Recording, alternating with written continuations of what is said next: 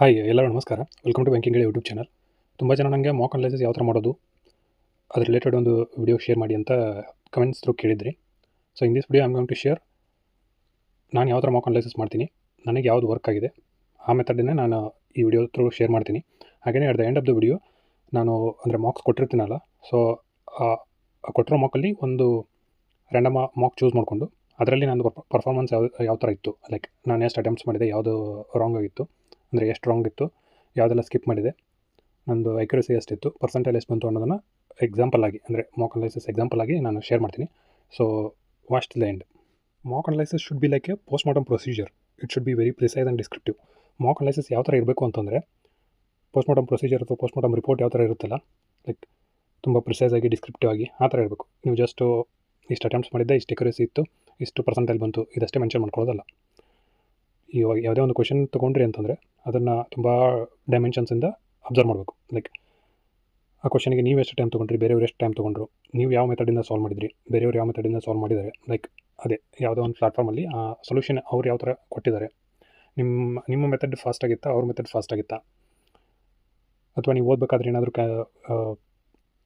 Stuck ಆದ್ರಾ, ಅಥವಾ calculation wrong ಆಯಿತಾ, concept clarity ಇತ್ತಾ ಇರಲಿಲ್ವಾ, ಕನ್ಫ್ಯೂಷನ್ ಆಯಿತಾ. ಸೊ ಈ ಥರದ್ದು ಎಲ್ಲ ಡೈಮೆನ್ಷನ್ಸಲ್ಲೂ ನೀವು ಥಿಂಕ್ ಮಾಡಬೇಕಾಗುತ್ತೆ.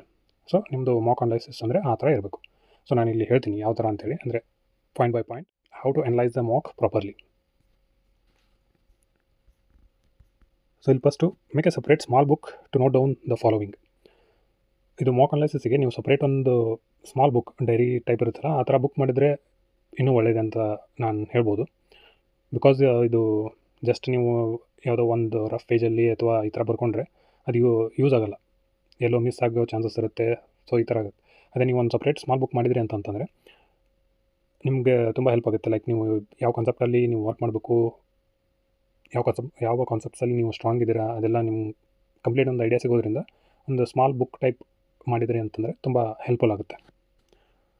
ಸೊ ಫಸ್ಟ್ ಪಾಯಿಂಟ್ ಏನಂದರೆ, note down which mark you have given and from which platform. So ಈಗ ತುಂಬ ಪ್ಲ್ಯಾಟ್ಫಾರ್ಮ್ಸ್ ಇದ್ದಾವೆ. Guidely, Testbook, Oliveboard, Smartkeeda, so ಈ ಥರ ತುಂಬ ಪ್ಲ್ಯಾಟ್ಫಾರ್ಮ್ಸ್ ಇದ್ದಾವೆ. ನೀವು ಯಾವ ಪ್ಲ್ಯಾಟ್ಫಾರ್ಮಲ್ಲಿ ಯಾವ ಮಾರ್ಕ್ ಕೊಟ್ಟಿರಿ, ಕೆಲವರು RRB ಕೊಟ್ಟಿರ್ತೀರ, ಕೆಲವರು RBI ಕೊಟ್ಟಿರ್ತೀರ, ಕೆಲವರು SBI ಕ್ಲರ್ಕ್ ಕೊಟ್ಟಿರ್ತೀರ. ಸೊ ಈ ಥರ ನೀವು ಯಾವ ಪ್ಲ್ಯಾಟ್ಫಾರ್ಮ್ ಒಳಗಡೆ ಯಾವ ಮಾರ್ಕ್ ಕೊಟ್ಟಿರಿ, ಅದರಲ್ಲೂ ಮತ್ತೆ SBI ಕ್ಲರ್ಕ್ ಕೊಟ್ಟಿರಿ ಅಂತಂದರೆ SBI clerk 1 first mark, SBI clerk second mark, so ಈ ಥರ ಇರುತ್ತಲ್ಲ. ಸೊ ಅದನ್ನು ಮೆನ್ಷನ್ ಮಾಡಿಕೊಡ್ರಿ. ನೀವು ಇವಾಗ ಗೈಡ್ಲಿಯಲ್ಲಿ ಕೊಟ್ಟಿದ್ರಿ ಅಂತಂದರೆ Guidely RBI assistant mark 1, so ಈ ಥರ ಮೆನ್ಷನ್ ಮಾಡಿಕೊಡ್ರಿ. ಇದು ಫಸ್ಟ್ ಪಾಯಿಂಟ್. ನೆಕ್ಸ್ಟ್ ಪಾಯಿಂಟ್ ಏನಂದರೆ, note down your total attempts, correct, wrong, skipped, accuracy, percentile. So total attempts note down ಮಾಡಿಕೊಡ್ರಿ. ನೆಕ್ಸ್ಟು ಅದರಲ್ಲಿ ನಿಮ್ದು ಎಷ್ಟು ಕರೆಕ್ಟ್ ಆಯಿತು, ಎಷ್ಟು ರಾಂಗ್ ಆಯಿತು, ಆಮೇಲೆ ಎಷ್ಟು ಸ್ಕಿಪ್ ಮಾಡಿದಿರಿ, ಎಷ್ಟು ಅಂದರೆ what number of questions you have skipped, ಅದನ್ನು ನೋಟ್ ಡೌನ್ ಮಾಡಿಕೊಡ್ರಿ. ಆಮೇಲೆ ಅಕ್ಯುರಸಿ ಎಷ್ಟು ಬಂತು, ಪರ್ಸೆಂಟೈಲ್ ಎಷ್ಟು ಬಂತು, ಇದೆಲ್ಲನೂ ನೋಟ್ ಮಾಡಿಕೊಡ್ರಿ. Next then note down the section wise marks.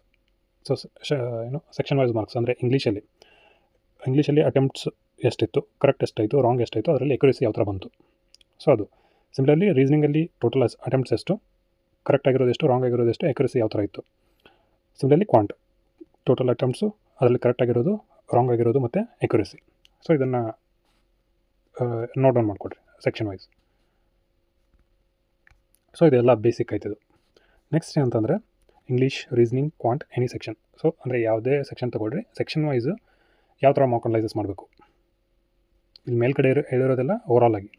So ಇಲ್ಲಿ ಸೆಕ್ಷನ್ ನೀವು ಯಾವುದೇ ಸೆಕ್ಷನ್ ಅಂತ ತೊಗೋಬೋದು, ಸೇಮ್ ಪಾಯಿಂಟ್ಸೇ ಫಾಲೋ ಆಗುತ್ತೆ. ಸೊ ಫಸ್ಟ್ ಪಾಯಿಂಟ್ ಏನಂದರೆ, first go for the questions you attempted but got wrong. So first ಇವಾಗ ಇಂಗ್ಲೀಷ್ ಸೆಕ್ಷನ್ ತೊಗೊಂಡ್ರೆ 30 ಕ್ವಶನ್ಸ್ ಇರುತ್ತಲ್ಲ. ಸೊ 30 ಕ್ವಶನ್ಸಲ್ಲಿ ಕೆಲವರು 28 ಅಟೆಂಪ್ಟ್ ಮಾಡಿರ್ತಾರೆ, ಕೆಲವರು 25 ಅಟೆಂಪ್ಟ್ ಮಾಡಿರ್ತಾರೆ, ಕೆಲವರು 20 ಅಟೆಂಪ್ಟ್ ಮಾಡಿರ್ತಾರೆ. ಸೊ ಸಮ್ ಕ್ವಶನ್ಸ್ ಅಟೆಂಪ್ಟ್ ಮಾಡಿರ್ತಾರೆ. ಸೊ ಆ ಅಟೆಂಪ್ಟ್ ಮಾಡಿದ್ರಲ್ಲಿ ಅಟೆಂಪ್ಟ್ ಮಾಡಿನೂ ಯಾವ್ದು ರಾಂಗ್ ಆಗಿರುತ್ತಲ್ಲ ಕ್ವಶನ್ಸು, ಆ ಕ್ವಶನ್ಸನ್ನು ಚೂಸ್ ಮಾಡಿಕೊಡ್ರಿ. ಲೈಕ್ ಆ ಕ್ವಶನ್ಸನ್ನು ಫೈಂಡ್ ಔಟ್ ಮಾಡಿರಿ, ಯಾವುದ್ಯಾವುದು ಅಟೆಂಪ್ಟ್ ಮಾಡಿ ರಾಂಗ್ ಆಗಿದೆ. ಸೊ ನೆಕ್ಸ್ಟ್ ಪಾಯಿಂಟ್ ಏನಂತ ಅಂದರೆ, note down the question or concept. So ಯಾವುದು ನಿಮ್ಮದು ಅಟೆಂಪ್ಟ್ ಮಾಡಿನೂ ರಾಂಗ್ ಆಗಿರುತ್ತಲ್ಲ, ಸೊ ಆ ಕ್ವಶನ್ ಅಥವಾ ಕಂಪ್ಲೀಟ್ ಆ ಕ್ವಶನ್ ಬರ್ಕೋಬೋದು, ಅಥವಾ ಆ ಕ್ವಶನ್ನು ಯಾವ ಕಾನ್ಸೆಪ್ಟ್ ಮೇಲಿದೆ. ಲೈಕ್ ಇವಾಗ ಇಂಗ್ಲೀಷ್ ಅಂತ ಆದರೆ ಎರರ್ ಡಿಟೆಕ್ಷನ್ ಮೇಲೆ ನಿಮ್ಮದು ರಾಂಗ್ ಆಗಿರೋ ಕ್ವಶನ್ ಎರರ್ ಡಿಟೆಕ್ಷನ್ ಮೇಲಿದೆಯಾ, ಆ ವರ್ಡ್ ಸರ್ಫಿಂಗ್ ಮೇಲಿದೆಯಾ, ಪಿಲ್ಲರ್ಸ್ ಮೇಲಿದೆಯಾ. ಸೊ ಈ ಕಾನ್ಸೆಪ್ಟ್ ನೇಮ್ ಆದರೂ ಬರ್ಕೋಬೋದು. ಇಲ್ಲ ನೀವು ಕ್ವಶನ್ನೇ ನಾನು ಮೆನ್ಷನ್ ಮಾಡ್ಕೋತೀನಿ ಅಂತ ನಿಮ್ಗೆ ಅನಿಸಿದ್ರೆ ಕಂಪ್ಲೀಟ್ ಆ ಕ್ವಶನ್ ಏನು ಇದೆ ಅದೇ ಕ್ವಶನ್ನೇ ನೀವು ನೋಟ್ ಡೌನ್ ಮಾಡ್ಕೋಬೋದು. ಸೊ ಇದು ಸೆಕೆಂಡ್ ಪಾಯಿಂಟ್ ಆಯಿತು. ನೆಕ್ಸ್ಟ್ ಥರ್ಡ್ ಪಾಯಿಂಟ್ ಏನಂದರೆ, note down the time you have taken for that question and also note the average time for that question. So ನೀವು ಅಟೆಂಪ್ಟ್ ಮಾಡಿನೂ ರಾಂಗ್ ಆಗಿರುತ್ತಲ್ಲ, ಆ ಕ್ವಶನಿಗೆ ನೀವು ಟೈಮ್ ಎಷ್ಟು ಕೊಟ್ರಿ, ಆಮೇಲೆ ಎವರೇಜ್ ಟೈಮ್ ಆ ಕ್ವಶನಿಗೆ ಎಷ್ಟು ಕೊಡ್ಬೋದಿತ್ತು. ನೀವು ಯಾವುದೇ ಪ್ಲ್ಯಾಟ್ಫಾರ್ಮಲ್ಲಿ ಮಾಕ್ ಅಟೆಂಪ್ಟ್ ಮಾಡಿರಿ, ಪ್ರತಿ ಕ್ವಶನಿಗೂ ಎವರೇಜ್ ಟೈಮ್ ಅಂತ ಮೆನ್ಷನ್ ಮಾಡಿರ್ತಾರೆ. ಲೈಕ್ ಇವಾಗ ಇಂಗ್ಲೀಷ್ ಒಂದು ಎರರ್ ಡಿಟೆಕ್ಷನ್ ಅಂತ ಕ್ವಶನ್ ಇತ್ತು ಅಂತ ಅಂದ್ಕೊಡ್ರಿ. ಸೊ ಅದಕ್ಕೆ ಎವರೇಜ್ ಟೈಮು 1 ಮಿನಿಟ್ ಇತ್ತು ಅಂತ ಅಂದ್ಕೊಡ್ರಿ. ನೀವು 1 ಮಿನಿಟ್ 30 ಸೆಕೆಂಡ್ ತೊಗೊಂಡಿದ್ದೀರಾ ಅಥವಾ 30 ಸೆಕೆಂಡ್ ಅಷ್ಟೇ ತೊಗೊಂಡಿದ್ದೀರಾ. ಸೊ ಅಲ್ಲಿ ಪ್ರತಿ ಕ್ವಶನಿಗೂ ಎವರೇಜ್ ಟೈಮ್ ಅಂತ ಮೆನ್ಷನ್ ಮಾಡಿರ್ತಾರೆ. ಸೊ ಆ ಎವರೇಜ್ ಟೈಮ್ ಎಷ್ಟಿತ್ತು, ಜೊತೆಗೆ ನೀವು ಆ ಕ್ವಶನಿಗೆ ಪರ್ಟಿಕ್ಯುಲರ್ ಕ್ವಶನಿಗೆ ಎಷ್ಟು ಟೈಮ್ ಕೊಟ್ರಿ ಅದನ್ನು ನೋಟ್ ಡೌನ್ ಮಾಡಿಕೊಡ್ರಿ. ಸೊ ಇದು ಥರ್ಡ್ ಪಾಯಿಂಟ್ ಆಯಿತು. Next fourth point, write down the reason for that mistake. Is it due to lack of conceptual clarity or due to confusion. So ನೀವು ಅಟೆಂಪ್ಟ್ ಮಾಡಿನೂ wrong ಆಯ್ತಲ್ಲ, so ಯಾಕೆ wrong ಆಯಿತು, ಏನು reason, ನಿಮ್ಮದು confusion ಆಯಿತಾ, ಅಥವಾ ಓದಬೇಕಾದ್ರೆ ಸ್ಟ್ರಕ್ ಆದ್ರೆ, ಅಥವಾ ಕಾನ್ಸೆಪ್ಚುವಲ್ ಕ್ಲಾರಿಟಿ ಅಷ್ಟಾಗಿ ಇರಲಿಲ್ವಾ. ಸೊ ಈ ಥರ ಏನೋ ಒಂದು ರೀಸನ್ ಇರುತ್ತೆ. ಆ ಪ್ರಾಪರ್ ರೀಸನ್ ಏನು ಅನ್ನೋದನ್ನು ಮೆನ್ಷನ್ ಮಾಡಿಕೊಡ್ರಿ ಆ ಪರ್ಟಿಕ್ಯುಲರ್ ಕ್ವಶನಿಗೆ ಯಾಕೆ ರಾಂಗ್ ಆಯಿತು ಅಂತ. So next point, then write down the actual answer for that question. So answer ಅಂತ ಕೆಳಗಡೆ ಮೆನ್ಷನ್ ಮಾಡಿರ್ತಾರೆ. ಸೊ ನೀವು ಆ ಆನ್ಸರ್ ಬರ್ಕೋಬೋದು ಅಥವಾ ಬರ್ಕೊಳ್ಳೋದೇನೂ ಇರ್ಬೋದು. ಅದನ್ನು ನಾನು ಆಪ್ಷನಲ್ ಅಂತ ಮೆನ್ಷನ್ ಮಾಡಿದ್ದೀನಿ.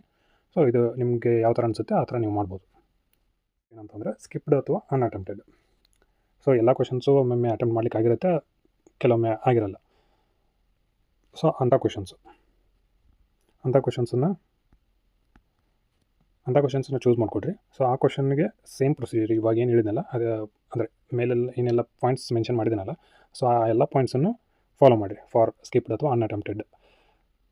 ಯಾವ ಥರ ಅಂತಂದರೆ, ಕೆಲವೊಮ್ಮೆ ನಿಮಗೆ ಟೈಮ್ ಏನೋ ಸಾಕಾಗಿರಲ್ಲ, ಅದಕ್ಕೆ ಸ್ಕಿಪ್ ಆಗಿರುತ್ತೆ, ಅಥವಾ ಸ್ಟಕ್ ಆಗ್ತೀರಾ, ಅಥವಾ ಕ್ಯಾಲ್ಕುಲೇಷನ್ ಮಿಸ್ಟೇಕ್ ಆಗುತ್ತೆ, ಅಥವಾ ಆ ಕಾನ್ಸೆಪ್ಟೇ ನಿಮಗೆ ತಲೆಗೆ ಬರೋಲ್ಲ. ಸೊ ಈ ಥರ ಇರುತ್ತಲ್ಲ, ಸೊ ಅದನ್ನು ಮೆನ್ಷನ್ ಮಾಡಿಕೊಡ್ರಿ. ಆಮೇಲೆ ಅದಕ್ಕೆ ಎಷ್ಟು ಟೈಮ್ ಕೊಟ್ರಿ, ಸ್ಕಿಪ್ ಮಾಡಿರ್ತೀರ ಬಟ್ ಸ್ಕಿಪ್ ಮಾಡೋಕ್ಕೂ ಮುಂಚೆ ಸ್ವಲ್ಪ ಟೈಮ್ ಕೊಟ್ಟಿರ್ತೀರಲ್ಲ, ಸೊ ಅದಕ್ಕೆ ಎಷ್ಟು ಟೈಮ್ ಕೊಟ್ರಿ, ಎವರೇಜ್ ಟೈಮ್ ಎಷ್ಟಿದೆ, ಬೇರೆಯವರು ಸಾಲ್ವ್ ಮಾಡಿದಾರಾ ಇಲ್ವಾ, ಅಂದರೆ ಬೇರೆಯವ್ರು ಸಾಲ್ವ್ ಮಾಡಿದರೆ ಎಷ್ಟು ಪರ್ಸೆಂಟ್ ಸಾಲ್ವ್ ಮಾಡಿದ್ದಾರೆ, ಎಷ್ಟು ಪರ್ಸೆಂಟ್ ಜನ ಸಾಲ್ವ್ ಮಾಡಿದ್ದಾರೆ, ಅದರಲ್ಲಿ ಮೆನ್ಷನ್ ಮಾಡಿರ್ತಾರೆ. ನೀವು ಯಾವುದೇ ಪ್ಲ್ಯಾಟ್ಫಾರ್ಮ್ ತೊಗೊಂಡ್ರು ಇಷ್ಟು ಪರ್ಸೆಂಟ್ ಜನ ಕರೆಕ್ಟ್ ಆನ್ಸರ್ ಮಾಡಿದ್ದಾರೆ, ಇಷ್ಟು ಪರ್ಸೆಂಟ್ ಜನ ರಾಂಗ್ ಆನ್ಸರ್ ಮಾಡಿದ್ದಾರೆ ಅಂತೇಳಿ ಈ ಥರ ಎಲ್ಲ ಮೆನ್ಷನ್ ಮಾಡಿರ್ತಾರೆ. ಸೊ ಇವಾಗ ಮೇಲ್ಗಡೆ ಏನೇನು ಪಾಯಿಂಟ್ಸ್ ಮೆನ್ಷನ್ ಮಾಡಿದ್ದೀನಲ್ಲ ಅದನ್ನೆಲ್ಲ ಮೆನ್ಷನ್ ಮಾಡಿಕೊಡ್ರಿ ಫಾರ್ ಸ್ಕಿಪ್ಡ್ ಅಥವಾ ಅನ್ಅಟೆಂಪ್ಟೆಡ್ ಕ್ವಶನ್ಸಿಗೆ. Next attempted and got right. ಯಾವುದು ನೀವು ಅಟೆಂಪ್ಟ್ ಮಾಡಿ ಕರೆಕ್ಟ್ ಆಗಿರುತ್ತಲ್ಲ ಅಂಥ ಕ್ವಶನ್ಸು. ಅದರಲ್ಲಿ ಫಸ್ಟ್ ಪಾಯಿಂಟ್ ಏನಂತಂದರೆ, note on the questions for which you have taken more time than average. So attempt ಮಾಡಿರ್ತೀರ, ಕರೆಕ್ಟ್ ಆಗಿರುತ್ತಲ್ಲ ಅಂಥ ಕ್ವಶನ್ಸಲ್ಲಿ ಯಾವುದಕ್ಕೆ ನೀವು ಎವರೇಜ್ ಟೈಮ್ಗಿಂತ ಜಾಸ್ತಿ ಟೈಮ್ ತೊಗೊಂಡಿರ್ತೀರ ಅಂಥ ಕ್ವಶನ್ಸನ್ನು ನೋಟ್ ಡೌನ್ ಮಾಡಿಕೊಡ್ರಿ. ಅದೇ ಎಕ್ಸಾಂಪಲಾಗಿ ಹೇಳೋದಾದರೆ, ಇಂಗ್ಲೀಷ್ ಅಂತ ಅಂದ್ಕೊಂಡ್ರೆ ಎರರ್ ಡಿಟೆಕ್ಷನ್ ಅಂತ ಇರುತ್ತೆ. ಎರರ್ ಡಿಟೆಕ್ಷನ್ ಕ್ವಶನ್ಸು ನೀವು ಅಟೆಂಪ್ಟ್ ಮಾಡಿರ್ತೀರ, ಕರೆಕ್ಟ್ ಆಗಿರುತ್ತೆ, ಬಟ್ ಎವರೇಜ್ ಟೈಮು 1 ಮಿನಿಟ್ ಇರುತ್ತೆ ಆ ಪರ್ಟಿಕ್ಯುಲರ್ ಕ್ವಶನಿಗೆ, ಬಟ್ ನೀವು 1.5 ಮಿನಿಟ್ಸ್ ತೊಗೊಂಡಿರ್ತೀರ. ಸೊ ಅದನ್ನು ಅಲ್ಲಿ ಮೆನ್ಷನ್ ಮಾಡ್ಕೋಬೇಕು ನೀವು. ಅಂದರೆ ಈ ಪರ್ಟಿಕ್ಯುಲರ್ ಕಾನ್ಸೆಪ್ಟ್ ರಿಲೇಟೆಡ್ ಕ್ವಶನಿಗೆ ಎವರೇಜ್ ಟೈಮ್ ಇಷ್ಟಿತ್ತು, ನಾನು ಇಷ್ಟು ಟೈಮ್ ತೊಗೊಂಡೆ ಅನ್ನೋದನ್ನು ನೀವು ಅದನ್ನು ಮೆನ್ಷನ್ ಮಾಡ್ಕೋಬೇಕು. ಇದು first point. Second point, find out ways to solve it in less time. So ಆ ಪರ್ಟಿಕ್ಯುಲರ್ ಕ್ವಶನ್ ಏನಿರುತ್ತಲ್ಲ, ನೀವು ಅಟೆಂಪ್ಟ್ ಮಾಡಿದ್ರೆ ಕರೆಕ್ಟ್ ಏನೋ ರಾಂಗು ಆಗಿರಲ್ಲ, ಅಂದರೆ ಕರೆಕ್ಟ್ ಆಗಿರುತ್ತೆ, ಬಟ್ ಜಾಸ್ತಿ ಟೈಮ್ ತೊಗೊಂಡಿರ್ತೀರ ಎವರೇಜ್ ಟೈಮ್ಗಿಂತ. ಸೊ ಅದನ್ನೇ ನೀವು ಯಾವ ಥರ ಸಾಲ್ವ್ ಮಾಡ್ಬೋದಿತ್ತು. ಇವಾಗ ಕ್ವಾಂಟ್ ಸಿಂಪ್ಲಿಫಿಕೇಷನ್ ಅಂತ ಅಂದ್ಕೊಡ್ರಿ, ಎವರೇಜ್ ಟೈಮು 30 ಸೆಕೆಂಡ್ಸ್ ಇತ್ತು ಅಂತ ಅಂದ್ಕೊಡ್ರಿ. ನೀವು 1 ಮಿನಿಟ್ ತೊಗೊಂಡಿರ್ತೀರ. 1 ಮಿನಿಟ್ ತೊಗೋಬೇಕಾದ್ರೆ ಏನು ರೀಸನ್ನು, ಏನೋ ಒಂದು ರೀಸನ್ ಇರಬೇಕಲ್ಲ, ಲೈಕ್ ಮೆಥಡ್ ಆದರೂ ರಾಂಗ್ ಆಗಿರಬೇಕು, ಅಥವಾ ನಿಮ್ದು ಕ್ಯಾಲ್ಕುಲೇಷನ್ ಮಿಸ್ಟೇಕ್ ಆಗಿ ಅದನ್ನ ಇನ್ನೊಂದು ಸಲ ಸಾಲ್ವ್ ಮಾಡಿದ್ದಕ್ಕೆ ನಿಮಗೆ ಜಾಸ್ತಿ ಎಕ್ಸ್ಟ್ರಾ 30 ಸೆಕೆಂಡ್ಸ್ ಬೇಕಾಗಿರ್ಬೋದು. ಸೊ ಆ ಥರ ಇರ್ಬೋದು. ಅಥವಾ ಇಂಗ್ಲೀಷಲ್ಲಾದರೆ ರೀಡಿಂಗ್ ಅಂದರೆ ನೀವು ರಾಂಗಾಗಿ ಓದಿರ್ಬೋದು, ಅಥವಾ ಏನೋ ಕನ್ಫ್ಯೂಷನ್ ಆಗಿರ್ಬೋದು. ಏನು ರೀಸನ್ನು ಅದನ್ನು ನೀವು ಅಲ್ಲಿ ಮೆನ್ಷನ್ ಮಾಡ್ಕೋಬೇಕಾಗುತ್ತೆ. ಆಮೇಲೆ ಅದಕ್ಕೆ ಬೇರೆ ಯಾವ ಥರ ಸಾಲ್ವ್ ಮಾಡ್ಬೋದು ಅನ್ನೋದನ್ನು ನೀವು ಮೆನ್ಷನ್ ಮಾಡ್ಕೋಬೇಕಾಗುತ್ತೆ ಪರ್ಟಿಕ್ಯುಲರ್ ಕ್ವಶನಿಗೆ. ಸೊ ಇದು second point. Next third point ಏನಂತಂದರೆ, note down the questions for which you have taken less time than average. So ಯಾವ ಕ್ವಶನ್ಸಿಗೆ ಅಂದರೆ ನೀವು ಅಟೆಂಪ್ಟ್ ಮಾಡಿ ಕರೆಕ್ಟ್ ಆಗಿರುತ್ತೆ, ಜೊತೆಗೆ ಟೈಮು ನೀವು ಎವರೇಜ್ಗಿಂತ ಕಡಿಮೆ ಟೈಮ್ ತೊಗೊಂಡಿರ್ತೀರ, ಅಂದರೆ ಬೇರೆಯವ್ರಿಗಿಂತ ನೀವು ಕಡಿಮೆ ಟೈಮಲ್ಲಿ ಸಾಲ್ವ್ ಮಾಡಿರ್ತೀರ. ಅಂಥ ಕ್ವಶನ್ಸನ್ನು ನೀವು ಮೆನ್ಷನ್ ಮಾಡ್ಕೋಬೇಕಾಗುತ್ತೆ. ಕ್ವಶನ್ಸ್ ಅಥವಾ ಕಾನ್ಸೆಪ್ಟ್, ಅಂದರೆ ಆ ಕ್ವಶನ್ ಯಾವ ಕಾನ್ಸೆಪ್ಟ್ ಮೇಲೆ ಬಂದಿತ್ತು ಅನ್ನೋದನ್ನು ಮೆನ್ಷನ್ ಮಾಡ್ಕೋಬೇಕಾಗುತ್ತೆ. ಸೊ ಇದು ನೆಕ್ಸ್ಟ್ ಪಾಯಿಂಟು.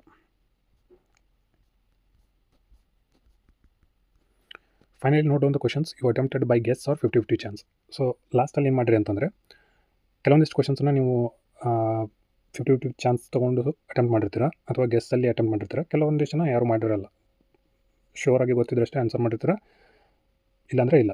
ಸೊ ಯಾರು ಗೆಸ್ಸಲ್ಲಿ ಮಾಡಿರ್ತೀರ ಅಥವಾ 50-50 ಚಾನ್ಸ್ ತೊಗೊಂಡು ಅಟೆಂಪ್ಟ್ ಮಾಡಿರ್ತೀರಲ್ಲ, ಅಂಥವರು ಯಾವ ಕ್ವಶನ್ ನಿಮ್ಗೆ ಗೊತ್ತಿರುತ್ತೆ ಅದನ್ನು ನೀವು ಪ್ರತಿಯೊಂದು ಕ್ವಶನ್ನು ನೀವು ನೋಡ್ತಾ ಹೋದಾಗ ಓಕೆ ಈ ಕ್ವಶನ್ನ ನಾನು 50-50 ಚಾನ್ಸ್ ಅಥವಾ ಗೆಸ್ಸಲ್ಲಿ ಅಟೆಂಪ್ಟ್ ಮಾಡಿದ್ದೆ ಅಂತ ನಿಮ್ಗೆ ಗೊತ್ತಾಗುತ್ತೆ. ಸೊ ಅಂಥ ಕ್ವಶನ್ಸನ್ನು ನೀವು ಮೆನ್ಷನ್ ಮಾಡ್ಕೋಬೇಕಾಗುತ್ತೆ, ಅಂದರೆ ನೋಟ್ ಡೌನ್ ಮಾಡ್ಕೋಬೇಕಾಗುತ್ತೆ.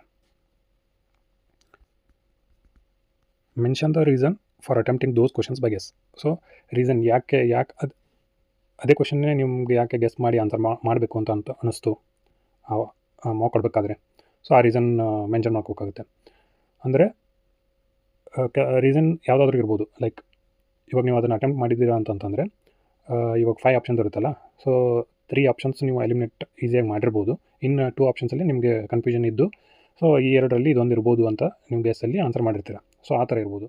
ಸೊ ಈ ಎಲ್ಲ ಪಾಯಿಂಟ್ಸನ್ನು ಪ್ರತಿ ಸೆಕ್ಷನ್, ಅದು ಇಂಗ್ಲೀಷ್ ಆಗಿರಲಿ, ರೀಸನಿಂಗ್ ಆಗಿರಲಿ, ಕ್ವಾಂಟ್ ಆಗಿರಲಿ, ಜನರಲ್ ಅವೇರ್ನೆಸ್ ಆಗಿರಲಿ ಅಥವಾ ಕಂಪ್ಯೂಟರ್ ಅವೇರ್ನೆಸ್ ಆಗಿರಲಿ, ಯಾವುದೇ ಸೆಕ್ಷನ್ ಆಗಿರಲಿ, ಪ್ರತಿಯೊಂದು ಸೆಕ್ಷನ್ಗೂ ಅಂದರೆ ನೀವು ಮಾರ್ಕ್ ಸಬ್ಮಿಟ್ ಆದಮೇಲೆ, ಮಾರ್ಕ್ ಕೊಟ್ಟಾದಮೇಲೆ ಪ್ರತಿ ಸೆಕ್ಷನ್ಗೂ ನೀವು ಈ ಥರ ಫಾಲೋ ಮಾಡಿದ್ರಿ ಅಂತಂದರೆ, ಈ ಎಲ್ಲ ಪಾಯಿಂಟ್ಸನ್ನು ನೀವು ಅದು ಅಪ್ಲೈ ಮಾಡಿದ್ರಿ ಅಂತಂದರೆ ನಿಮಗೆ ಒಂದು ಕಂಪ್ಲೀಟ್ ಐಡಿಯಾ ಸಿಗುತ್ತೆ ನಿಮ್ಮದು ಪರ್ಫಾರ್ಮೆನ್ಸ್ ರಿಲೇಟೆಡ್.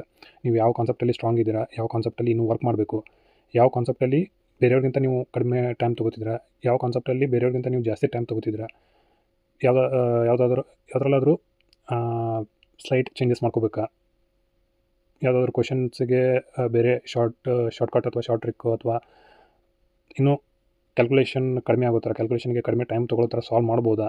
ಸೊ ಈ ಥರ ನಿಮಗೆ ಒಂದು ಕಂಪ್ಲೀಟ್ ಐಡಿಯಾ ಸಿಕ್ಬಿಡುತ್ತೆ. ಸೊ ಈ ಎಲ್ಲ ಪಾಯಿಂಟ್ಸನ್ನು ನೀವು ಪ್ರತಿ ಸೆಕ್ಷನ್ಗೂ ಅಪ್ಲೈ ಮಾಡ್ತಾ ಹೋದ್ರಿ ಅಂತಂತಂದರೆ ಇದು ತುಂಬ ಹೆಲ್ಪ್ಫುಲ್ ಆಗುತ್ತೆ. ನಾನು ಸುಮ್ಮನೆ ಹೇಳ್ತಾ ಇಲ್ಲ, ನಾನು ಇದನ್ನು ಫಾಲೋ ಮಾಡಿ ನನಗೆ ಹೆಲ್ಪ್ ಆಗಿದ್ದರಿಂದನೇ ನಾನು ಇದನ್ನು ಇಲ್ಲಿ ನಿಮ್ಮ ಜೊತೆಗೆ ಶೇರ್ ಮಾಡ್ತಿರೋದು. ಸೊ ನಿಮಗೂ ಆಬ್ವಿಯಸ್ಲಿ ಹೆಲ್ಪ್ ಆಗುತ್ತೆ ಅಂತ ನಾನು ಅಂದ್ಕೊಂಡಿದ್ದೀನಿ. ಹಿಂದಿ ಅಂತ ಅನ್ನಿಸ್ಬೋದು ಇಷ್ಟೆಲ್ಲ ನೀವು ಫಾಲೋ ಮಾಡಬೇಕಾದ್ರೆ. ಅಂದರೆ ಇವಾಗ ಮಾರ್ಕೆ 1 ಅವರ್ ಇರುತ್ತೆ, ಇದನ್ನು ಇಷ್ಟೆಲ್ಲ ಫಾಲೋ ಅಂದರೆ ನೀವೆಲ್ಲ ನೋಟ್ ಡೌನ್ ಮಾಡಿಕೊಂಡು ಅಷ್ಟೆಲ್ಲ ಅನಲೈಸಿಸ್ ಮಾಡಬೇಕಂತಂದರೆ ಜಾಸ್ತಿ ಟೈಮ್ ತೊಗೊಳುತ್ತೆ, ಟೈಮ್ ವೇಸ್ಟ್ ಮಾಡ್ತೀನೇನೋ ಅಂತ ನಿಮ್ಗೆ ಅನಿಸ್ಬೋದು. ಬಟ್ ಅದೇ ಮುಂಚೆ ಹೇಳ್ದಂಗೆ ನೀವು ಎಷ್ಟು ಮಾರ್ಕ್ಸ್ ಕೊಟ್ಟಿರಿ ಅನ್ನೋದಕ್ಕಿಂತ ಕೊಟ್ಟಿರೋ ಮಾರ್ಕನ್ನು ಎಷ್ಟು ಚೆನ್ನಾಗಿ ಅನಲೈಸಿಸ್ ಮಾಡ್ತೀರಿ ಅನ್ನೋದು ಇಂಪಾರ್ಟೆಂಟ್ ಆಗುತ್ತೆ. ಸೊ ಹಾಗಾಗಿ ನೀವು 1 or 2 ಮಾರ್ಕಿಗೆ ಕೊಟ್ಟು ನೋಡಿಬೇಕಾದ್ರೆ ಟ್ರಯಲ್ ಮಾಡಿ ನೋಡಿರಿ. ಸೊ ಆಬ್ವಿಯಸ್ಲಿ ನಿಮ್ಗೆ ಹೆಲ್ಪ್ ಆಗುತ್ತೆ.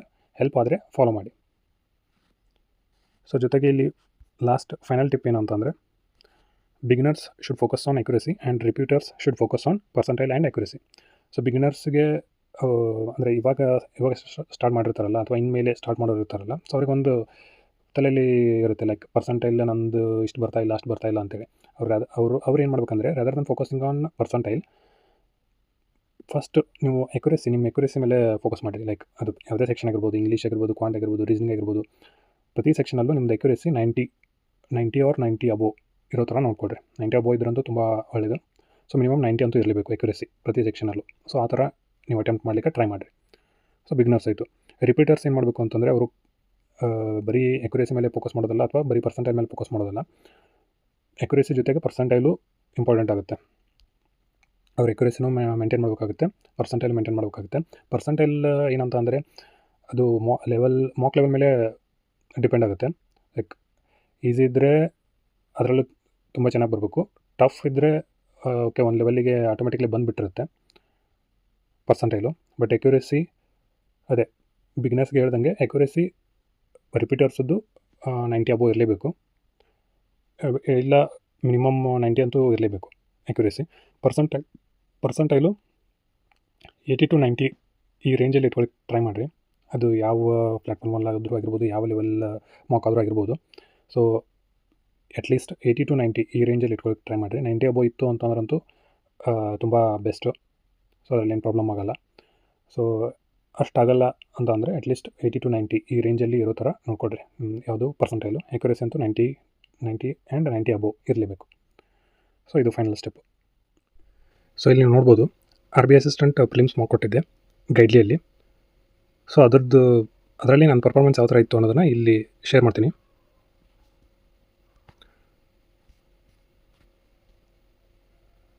ಸೊ ಇಲ್ಲಿ ನೀವು ನೋಡ್ಬೋದು ಟೋಟಲ್ ಅಟೆಂಪ್ಟೆಡ್ 88, ನನಗೆ ಸ್ಕೋರ್ ಬಂದಿರೋದು 84.25.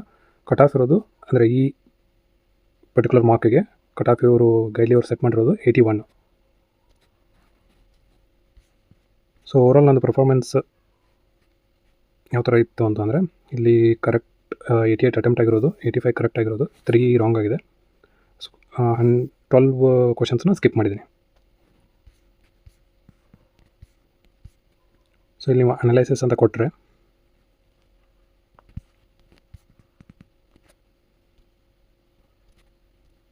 ಸೊ ನಾನು ನಿಮಗೆ ಪಾಯಿಂಟ್ಸ್ ಹೇಳಿದ್ನಲ್ಲ ಮೆನ್ಷನ್ ಮಾಡ್ಕೊಳ್ಳೋದು. ಅಂದರೆ ಟೋಟಲ್ ಅಟೆಂಪ್ಟ್ಸು 88, ಸ್ಕೋರ್ ಬಂದಿರೋದು 84.25, ರಾಂಗ್ ಆಗಿರೋದು 3, ಅಕ್ಯುರಸಿ 97%, ಪರ್ಸೆಂಟೈಲು 93.06%. ಸೊ ಇಷ್ಟು ಬಂದಿದೆ. ನೆಕ್ಸ್ಟು ಸೆಕ್ಷನ್ ವೈಸ್ ನೋಡೋದಾದರೆ, ಸೊ ಇಲ್ಲಿ ಇಂಗ್ಲೀಷ್ ನಾನು ಅಟೆಂಪ್ಟ್ ಮಾಡಿರೋದು ಔಟ್ ಆಫ್ 30 24 ಅಟೆಂಪ್ಟ್ ಮಾಡಿದ್ದೀನಿ. ಅದರಲ್ಲಿ ಕರೆಕ್ಟ್ ಆಗಿರೋದು 23, ಅಂದರೆ ಒಂದು ರಾಂಗ್ ಆಗಿದೆ. ಸೊ ರಾಂಗ್ ಇರೋದು 1. ಅಕ್ಯುರಸಿ ಇದರಲ್ಲಿ ಎಷ್ಟಿದೆ, 96% ಇದೆ. ಸೊ ಇದು ಇಂಗ್ಲೀಷಲ್ಲಿ ಆಯಿತು.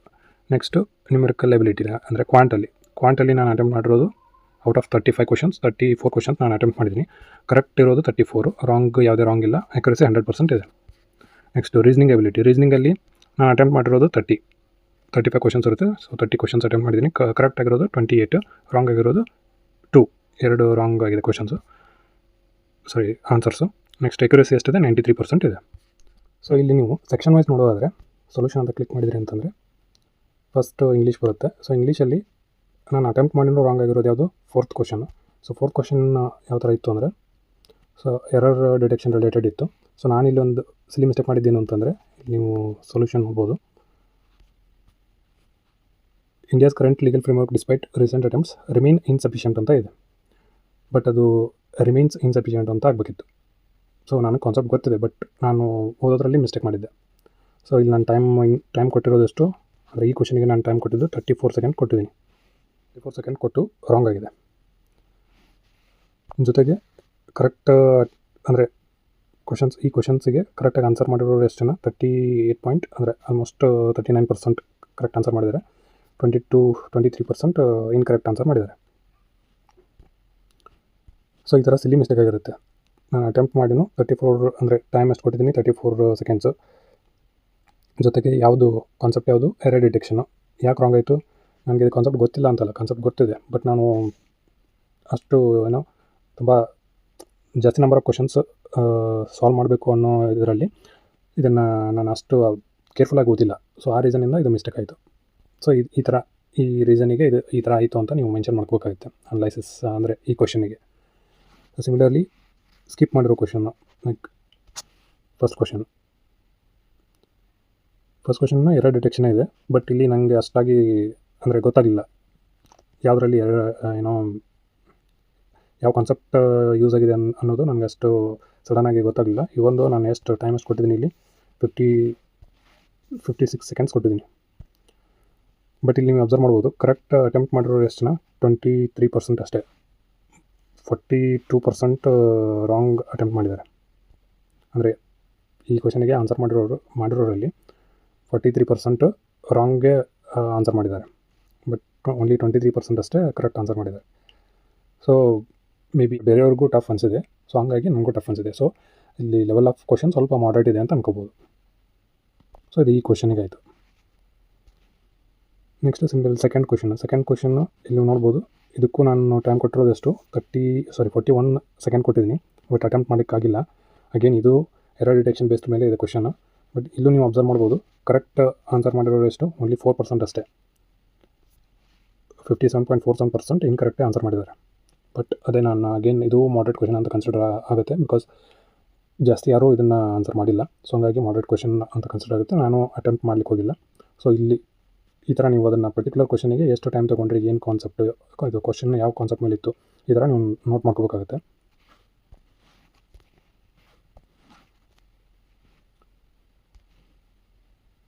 ಸೊ ಇದು ಅಟೆಂಪ್ಟ್ ಮಾಡಿನೂ ಕರೆಕ್ಟ್ ಆಗಿರೋ ಕ್ವಶನ್. ಇದಕ್ಕೆ ನಾನು ಎಷ್ಟು ಟೈಮ್ ತೊಗೊಂಡಿದ್ದೀನಿ, 30 ಸೆಕೆಂಡ್ಸ್ ತೊಗೊಂಡಿದ್ದೀನಿ. 30 ಸೆಕೆಂಡ್ಸು. ಇದು ಅಗೇನ್ ಎರರ್ ಡಿಟೆಕ್ಷನ್ ರಿಲೇಟೆಡೇ ಇತ್ತು. ಸೊ ಇದು ಇಂಗ್ಲೀಷ್ ಆಯಿತು. ಸಿಮಿಲರ್ಲಿ ಇಲ್ಲಿ ಕ್ವಾಂಟ್ ಚೂಸ್ ಮಾಡ್ಕೊಂಡ್ರಿ ಅಂತಂದರೆ, ಸೊ ಆಲ್ಮೋಸ್ಟ್ ನಾನೆಲ್ಲ ಕ್ವಶನ್ಸನ್ನು ಅಟೆಂಪ್ಟ್ ಮಾಡಿದ್ದೀನಿ ಇಲ್ಲಿ. ಸೊ ಓನ್ಲಿ ಸ್ಕಿಪ್ ಮಾಡಿರೋದು ಅಂದರೆ ಟೈಮ್ ಇತ್ತು, ಬಟ್ ನನಗೆ ಅದು ಕಾನ್ಸೆಪ್ಟ್ ಅಷ್ಟಾಗಿ ಕ್ಲಿಯರಾಗಿ ಗೊತ್ತಾಗಲಿಲ್ಲ, ಅಥವಾ ಅದನ್ನು ನಾನು ಸ್ಟಕ್ ಆದೆ ಅಂತ ಹೇಳ್ಬೋದು. ಸೊ ಅದಕ್ಕೆ ಟೈಮ್ ಇಲ್ಲಿ ವೇಸ್ಟ್ ಮಾಡೋದಕ್ಕಿಂತ ಇದನ್ನು ಸಬ್ಮಿಟ್ ಮಾಡಿ ನೆಕ್ಸ್ಟ್ ಸೆಕ್ಷನ್ ಏನಿತ್ತಲ್ಲ ರೀಸನಿಂಗ್ ಸೆಕ್ಷನು ಅದಕ್ಕೆ ನಾನು ಮೂವ್ ಆದೆ.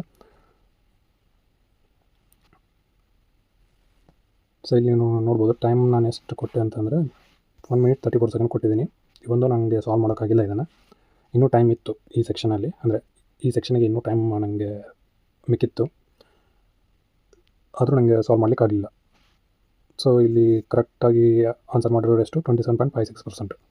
ಸೊ ಅಗೇನ್ ಇನ್ಕರೆಕ್ಟ್ಗಿಂತ ಕರೆಕ್ಟ್ ಆನ್ಸರ್ ಮಾಡಿರೋದು ಪರ್ಸೆಂಟೇಜ್ ಜಾಸ್ತಿ ಇದ್ರೂ ಕೂಡ ಓನ್ಲಿ 27% ಅಷ್ಟೇ ಕರೆಕ್ಟಾಗಿ ಆನ್ಸರ್ ಮಾಡಿದ್ದಾರೆ ಅಂತಂದರೆ ಅಗೇನ್ ಇದನ್ನು ಕ್ವಶನ್ ಸ್ವಲ್ಪ ಟ್ರಿಕ್ಕಿ ಇದೆ ಅಂತಲೇ ಅನ್ಕೋಬೇಕಾಗುತ್ತೆ ಈ ಥರದ್ದು ಕ್ವಶನ್. ನೆಕ್ಸ್ಟು ಇಲ್ಲಿ ನೋಡ್ಬೋದು ಬೇರೆ ಬೇರೆ ಕ್ವಶನ್ ಇದೆ. ಅರ್ಥಮೆಟಿಕ್ ಕ್ವಶನಿಗೆ ಇಲ್ಲಿ ಎಷ್ಟು 33 seconds ತೊಗೊಂಡಿದ್ದೀನಿ. ಆಮೇಲೆ ಇದಕ್ಕೆ 37 seconds ತೊಗೊಂಡಿದ್ದೀನಿ. ಸಿಮಿಲರ್ಲಿ ಸಿಂಪ್ಲಿಫಿಕೇಷನಿಗೆ ಎಷ್ಟು ಈ ಕ್ವಶನಿಗೆ 14 seconds ತೊಗೊಂಡಿದ್ದೀನಿ. ಇದಕ್ಕೆ 13, ಇದಕ್ಕೆ 37, ಇದಕ್ಕೆ 10 seconds, ಇದಕ್ಕೆ ಜಸ್ಟ್ 6 seconds ಅಷ್ಟೇ ತೊಗೊಂಡಿದ್ದೀನಿ. ಸೊ ಈ ಥರ ಅದಕ್ಕೆ ಪ್ರತಿ ಕ್ವಶನಿಗೂ ನೀವು ಎಷ್ಟು ಟೈಮ್ ತೊಗೊಂಡಿದ್ದೀರಾ, ಯಾಕೆ ರಾಂಗ್ ಆಯಿತು, ಯಾಕೆ ಕರೆಕ್ಟ್ ಆಯಿತು, ಸೊ ಈ ಥರ ಎಲ್ಲ ನೀವು ಡಿಟೇಲಾಗಿ ಮೆನ್ಷನ್ ಮಾಡ್ಕೋಬೇಕಾಗುತ್ತೆ. ಸೊ ಇದು ಕ್ವಾಂಟಲ್ ಆಯಿತು. ನೆಕ್ಸ್ಟು ರೀಸನಿಂಗಲ್ಲಿ ಈ 2 ಕ್ವಶನ್ಸ್ ನಾನು ಯಾವುದು ಸಿಲಾಕ್ಸಲ್ಲಿ ಮಿಸ್ಟೇಕ್ ಮಾಡಿದ್ದೀನಿ. ಅಗೇನ್ ಇದು ಸಿಲಿ ಮಿಸ್ಟೇಕೆ. ಸೊ ನಾನು ಇದಕ್ಕೆ ಟೈಮ್ ಎಷ್ಟು ಕೊಟ್ಟಿದ್ದೀನಿ 21 seconds ಇದಕ್ಕೆ ಕೊಟ್ಟಿದ್ದೀನಿ, 35 seconds ಇದಕ್ಕೆ ಕೊಟ್ಟಿದ್ದೀನಿ. ಸೊ ಇಲ್ಲಿ ಕರೆಕ್ಟಾಗಿ ಆನ್ಸರ್ ಮಾಡಿರೋರು 55%, ಈ ಕ್ವಶನಿಗೆ ಕರೆಕ್ಟಾಗಿ ಆನ್ಸರ್ ಮಾಡಿರೋರು 62% ಜನ. ಸೊ ಈ ಥರ ಸಿಲಿ ಮಿಸ್ಟೇಕ್ಸ್ ಆಗ್ತಿರುತ್ತೆ.